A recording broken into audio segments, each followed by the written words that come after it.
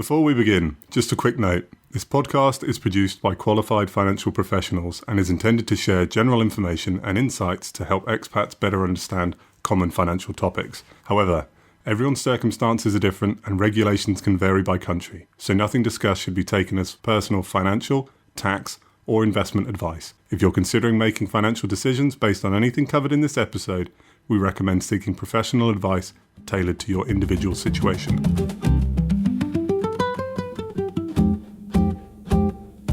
Hi, I'm Georgina, and you're listening to Expert Money Matters. At Chase Buchanan, we know your time is valuable, so we've taken our signature weekly market update email and turned it into this easy-to-digest audio briefing, so you can stay informed while you're on the move.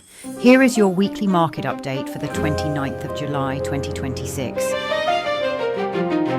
Good morning or good afternoon, wherever in the world this week finds you.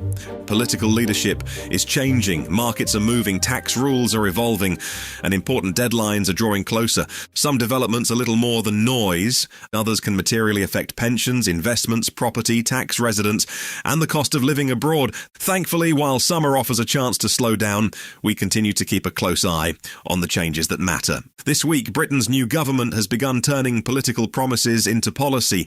Oil prices have fallen despite continued disruption to global shipping. Central banks continue to balance weaker economic growth against the risk of renewed inflation.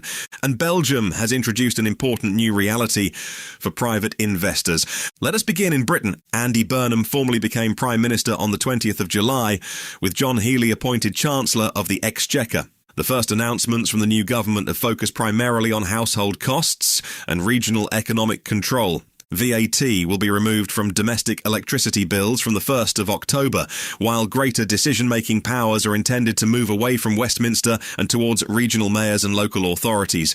For British expatriates, however, the most important development may be what has not yet happened. There has been no confirmed change to capital gains tax, inheritance tax, pension taxation, stamp duty, or the taxation of residential property. Nor has the government announced any reversal of the existing direction of travel for pensions and estates from April 2027.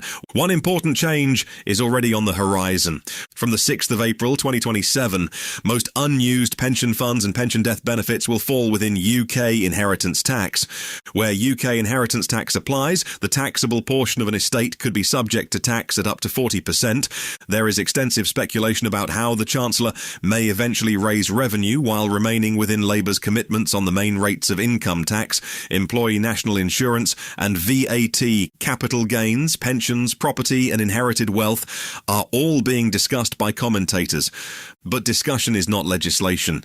Historic statements made by ministers, proposals produced by think tanks, and ideas circulating around Westminster may indicate where future pressure could emerge. They are not a sound basis for making irreversible financial decisions today.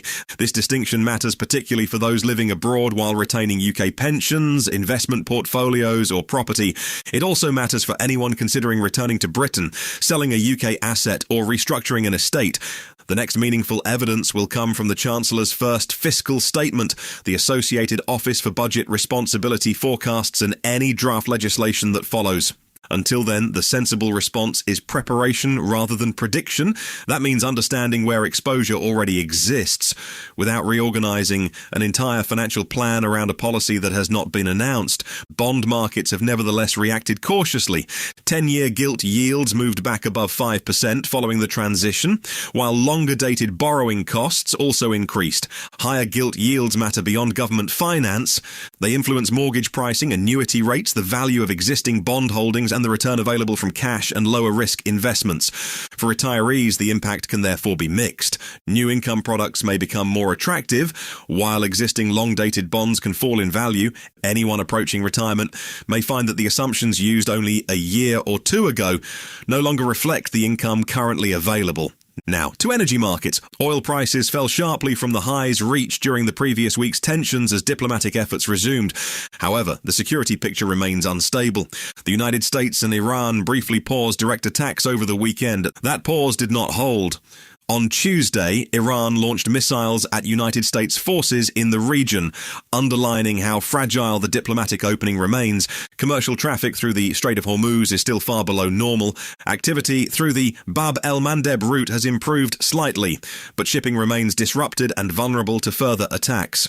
Oman has presented a proposal that could allow voluntary service fees to support navigation and safety through the Strait of Hormuz. However, no mandatory or internationally recognized transit charge system is operating. Political proposals concerning tolls, protection charges and passage fees should therefore still be separated from the costs that shipping companies are already paying. Those immediate costs are coming from insurance, delays, scarce tanker capacity, longer routes, and the premium attached to oil that can actually be delivered. This explains why a falling oil price may not translate immediately into cheaper petrol, flights, or household energy. The price displayed on a market screen reflects expectations about future supply. The cost ultimately paid by an airline, refinery, or transport business also includes the expense of moving the fuel safely to where it is needed. For expatriates and retirees, this matters in several practical ways. Higher aviation fuel and insurance costs can affect the price of regular journeys between countries. This is particularly relevant to families who divide their time between Britain and continental Europe, or who travel frequently to see children and grandchildren. Energy and freight costs can also filter into food, utilities and services, creating pressure on a retirement budget even when headline inflation appears to be improving. A lasting improvement requires more than a temporary fall in oil prices. Commercial shipping, insurance availability, and physical supply must also begin to normalise. Interest rates and currencies remain equally important for those living or retiring abroad. The European Central Bank held its deposit rate at 2.25%. On the 23rd of July. It acknowledged that the full inflationary consequences of the energy disruption may not yet have appeared and avoided committing to a predetermined direction for future rates. UK inflation fell from 2.8% to 2.6% in June, while services inflation also eased slightly. In isolation, those figures would support the possibility of lower interest rates. The renewed energy shock complicates that picture. Central banks are not responding simply to the current oil price. They must consider whether higher transport and production costs will influence future wages, business pricing, and consumer expectations.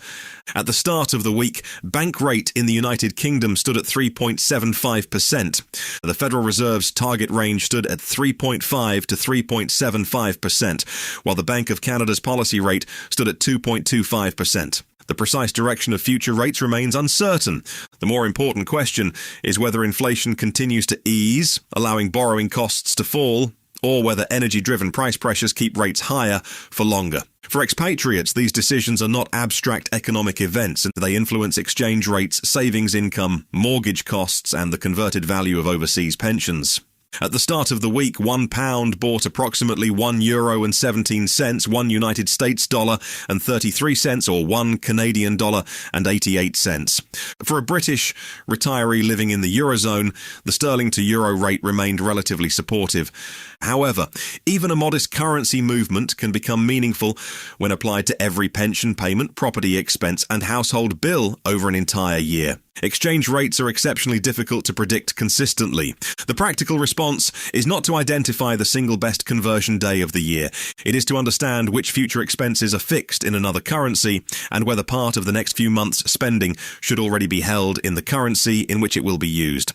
Turning to Belgium, new administrative guidance has clarified how the country's capital gains tax on financial assets will operate.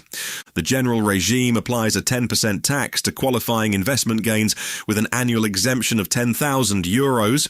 Separate and potentially more complex rules apply to substantial company shareholdings and certain transactions involving companies controlled by the seller or close family members. Only gains arising after the 31st of December 2025 are intended to fall within the new charge.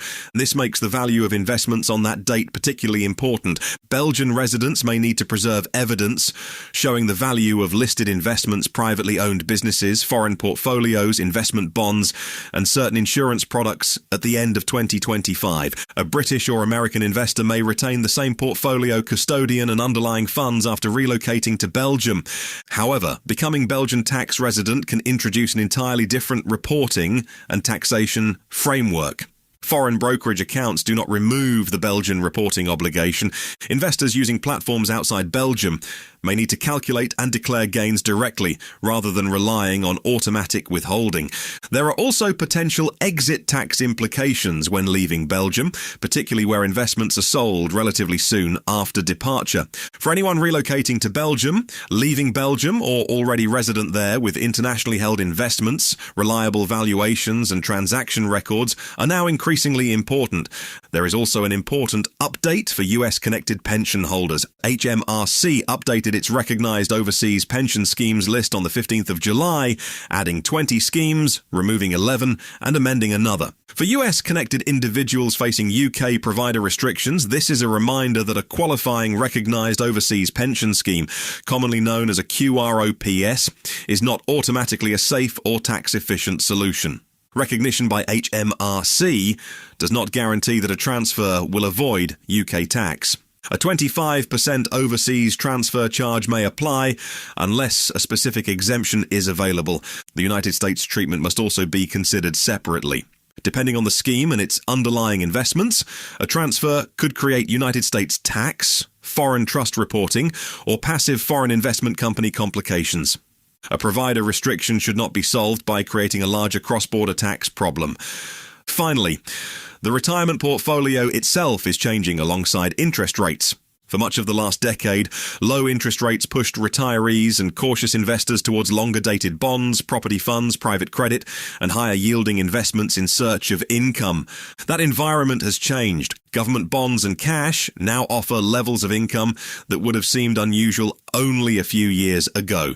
At the same time, inflation, higher government borrowing, and geopolitical uncertainty have made the value of long-dated bonds more volatile. This means that the old labels can be misleading. A bond portfolio may still produce a predictable stream of income if held to maturity, but its market value can move sharply when interest rate expectations change. A high-yielding private credit fund may appear stable because its assets are valued less frequently. But that does not necessarily mean the underlying loans are less risky or easier to sell. For someone still building wealth, short-term volatility may be manageable. For someone drawing a regular retirement income, the order in which returns occur matters considerably more. Selling assets after a fall to fund everyday expenditure can turn a temporary market decline into a permanent reduction in the capital available to support future income. This is why retirement planning cannot be reduced to selecting investments with the highest headline yield. The structure also needs to consider liquidity, currency, tax treatment, withdrawal order, and the amount of near-term expenditure that should not depend on favourable market conditions. The developments discussed this week share a common theme. There is often a significant difference between an attractive headline and the underlying financial reality. Britain has a new government, but not yet a new personal tax system. Oil prices have fallen, but shipping and insurance have not returned to normal. UK inflation has eased, but central banks remain constrained by the risk of another energy-driven increase. Belgium's investment tax is no longer simply a legislative proposal. It is becoming a practical reporting and planning issue for residents and internationally mobile investors. And for US-connected pension holders, a recognised overseas scheme may still create serious tax and reporting complications on the other side of the Atlantic. The right response is not to react to every headline. It is to identify which developments genuinely touch a pension, portfolio, property, estate, or future move, and to make sure that approaching deadlines are not obscured by the slower pace of summer. Whether you are already retired abroad, planning a move, or simply want to understand how these developments affect your own position, a short conversation today may help avoid much bigger decisions later. And that wraps up this week's Market Snapshot. If you'd prefer to get the information before it's published here, you can sign up for the update directly on our website. Just visit chasebuchanan.com and subscribe and get the update delivered straight to your inbox, giving you a head start on the week. Thanks for listening to Expert Money Matters. I'm Georgina. Join us next time as we explore money matters for your life abroad.